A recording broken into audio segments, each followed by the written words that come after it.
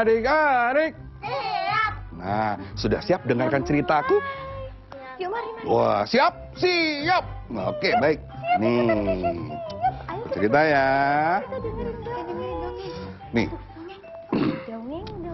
Wah, ada lagi. Ayo silakan duduk. Iya, ayo boleh ikutan. Tuh, baik. Nah, ini ya, dengarkan ya ceritaku. Ini cerita tentang gembala pembohong. Nih, cerita gembalanya dia nih. Nama kamu siapa? Dedot. Oh, namanya Dedot. Nah, bagaimana ceritanya? Begini. Dedot ini adalah seorang penggembala bebek. Nah, ini bebek ini ceritanya nih tuh. Bebeknya. Wah, Dedot selalu membawa bebek untuk mencari makan. Ayolah, cepat, jalan. Ayo jangan malas, makannya banyak. Nah, suatu saat Dedot bosan sekali menemani bebek makan. Bosan, jenuh menemani bebek mencari makan. Ia akhirnya mau mengerjai para penduduk di sana. Dedot itu kan tinggalnya di desa. Dedot lalu teriak-teriak. Berbohong dia. Wah, Dedot mau berbohong. Dia teriak-teriak, ada harimau, ada harimau.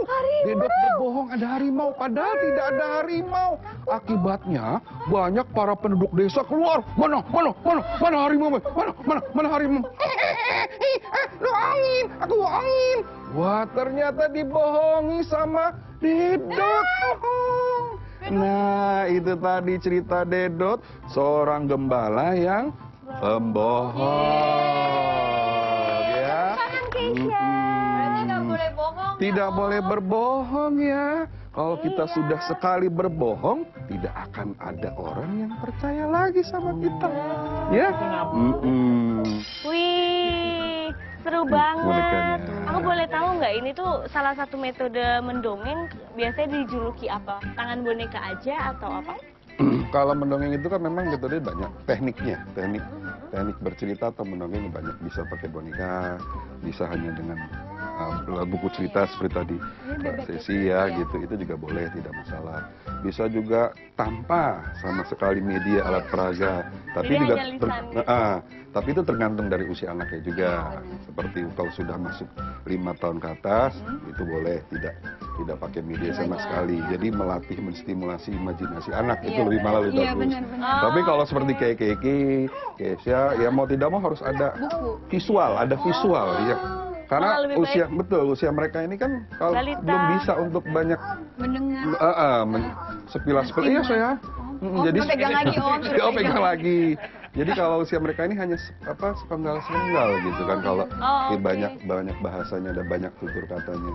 Jadi untuk mereka ini ya paling tidak banyak visualnya. Nah, mendongeng sendiri tuh punya manfaat nggak sih untuk si anak? Oh banyak. Pasti banyak, terutama yang usianya sudah di atas, sudah bukan batita lagi ya.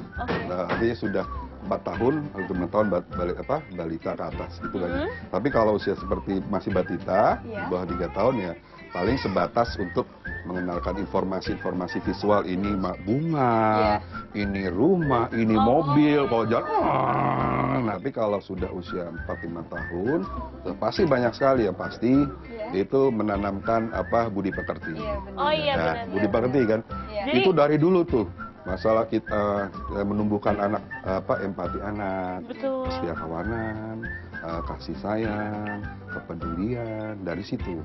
Iya. Kita bisa ilustrasikan lewat dongeng ya. Kayak aku sih, ini Om, kalau aku tuh menceritakan ke Keke itu sesuatu yang bisa bawa dia nyanyi. Kayak tadi kan aku ceritain dia tentang kereta api gitu. Akhirnya dia bisa nyanyi dan ikut yang ikut bener kan, iya, betul. Gitu. Ayo kita ke Bandung yuk, Kek. Naik kereta api, tut. Kalau enggak aku nyanyiin dia balonku ada 5.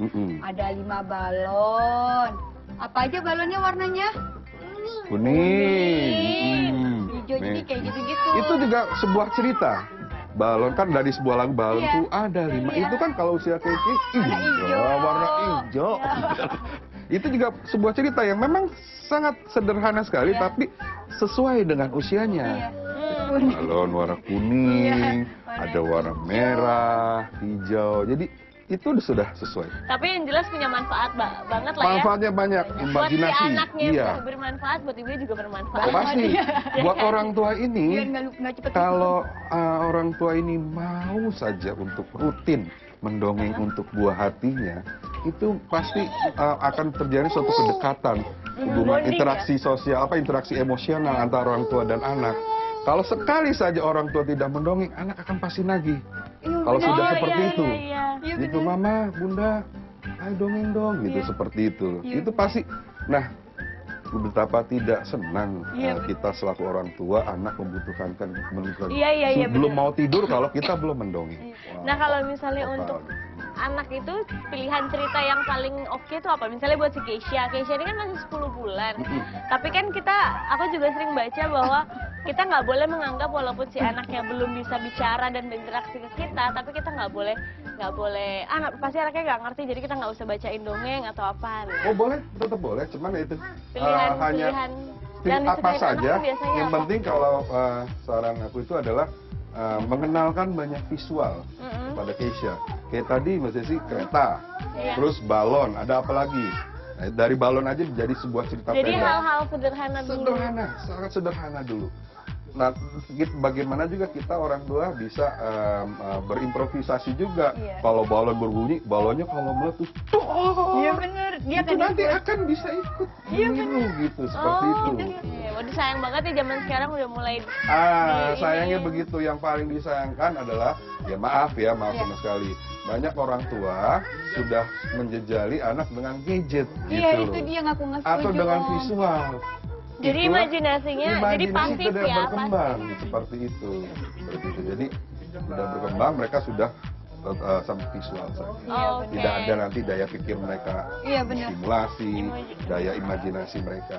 Iya, kayak aku kayak di mobil aja nih ya, aku nggak biasain dia dengan gadget atau apapun.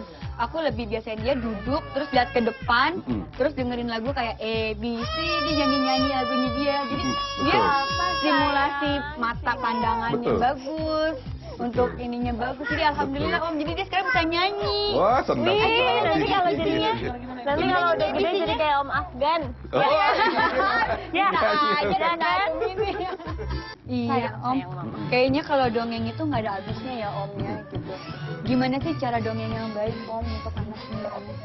Yang penting durasi sesuaikan dengan usia anak. Terus durasinya juga jangan terlalu panjang, disesuaikan. Kalau seperti Keisha atau Keke ini, ya mungkin 5 menit atau maksimal 10 menit sudah. Sudah cukup ya? Sudah cukup kalau bicara durasinya. Nah kalau sudah usia di atas 4 tahun atau 5 tahun itu bisa sampai 15 menit, bahkan bisa sampai 30 menit tergantung anaknya. Tergantung situasinya. Yang paling tepat itu yaitu sebelum tidur, menjelang mereka tidur. Karena saat itu anak bisa fokus dan mereka itu dalam kondisi yang hipnosis gitu, yang bisa mudah dipengaruhi. Betul. Seperti itu.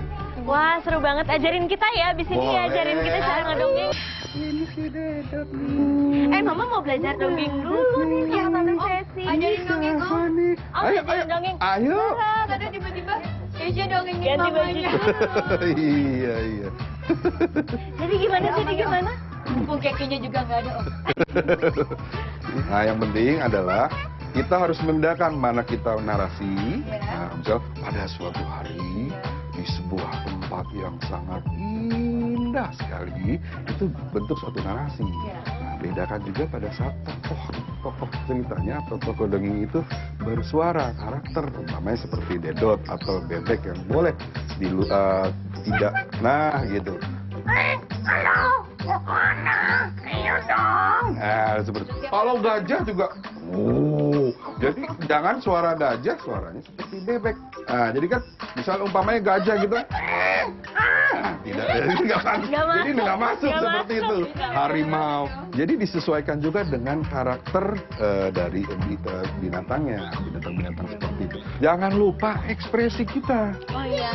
Kalau kita mendongeng, anak akan interest. Seperti tadi mungkin kan mereka memperhatikan gitu. Karena kita ekspresif. Mereka pasti juga akan mendengarkan dengan baik, menyimak. Nah, itu tadi manfaat buat anak. mereka melatih daya simak mereka juga. Oke, Adik-adik pengen denger gitu. Pengen denger pada suatu hari. Ekspresinya gimana? Pada suatu hari Ya. di sebuah sawah yang luas sekali hiduplah seekor bebek bernama Becky. Becky. Ya. So, Becky pengen ngucapin Udah.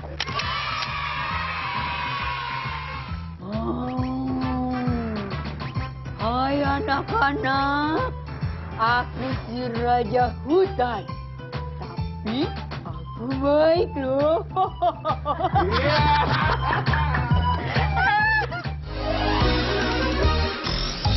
Hai Mams, terima kasih ya sudah mengirimkan foto si kecil bersama hasil karyanya. Senang ya rasanya kalau si kecil sudah bisa menunjukkan bakatnya. Dan pemenangnya adalah @aditisan. Ini foto adik Sarah yang katanya sedang menggambar pemandangan. Wah, bagus ya gambarnya. Pemenang selanjutnya @ana_ariyuda. Ini namanya adik Almer. Dia sedang menggambar rumah. Selamat buat para pemenang. Ditunggu ya bingkisan menariknya. Kuis untuk minggu depan, kirimkan foto si kecil dengan mainan favoritnya ke Twitter atau Instagram Mom Story di @momstoryrtv dengan hashtag aku dan mainanku. Ditunggu ya, Mams.